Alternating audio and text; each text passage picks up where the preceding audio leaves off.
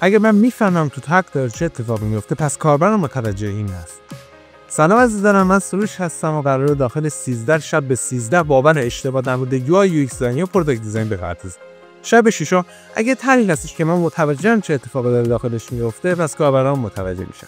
این همون ماجراییه که وقتی که یه خریدار میره پیش یه فروشنده یک جنس رو ازش حالا قیمت میپرسه، سپس فروشنده میاد یه قیمت بهش میگه و فکر میکنه خب و توضیح اضافه ای نمیده و میدونه خود خریدار کامل موضوع رو میدونه، در صورتی که اصلا اینطوری نیستش و همین باعث میشه که از دست بده اون خریدار رو.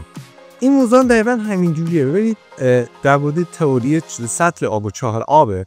وقتی ما با کاربری روبرو هستیم که میخوایم بهش خدمات یا چیزی رو ارائه بدیم، مثلا همون طرح رو میخواد ازش استفاده بکنه، اطلاعاتی که داره رو ما باید در همون سطح یک سطل آب بزنیم، چون 90% کاربرا در حد همون سطل آب میگن. این ما هستیم که بخاطر واسطه کاری که انجام میدیم، به خاطر کاری که داریم انجام میدیم، تخصصی که داریم، کلی طرح داریم، کلی موضوع دنبال کنیم، بخاطر همین اطلاعات خیلی عمیق‌تر داریم و صرفا اینطور نیستش، چون ما میدونیم کاربرم میدونه و حتما باید طرح تست بشه.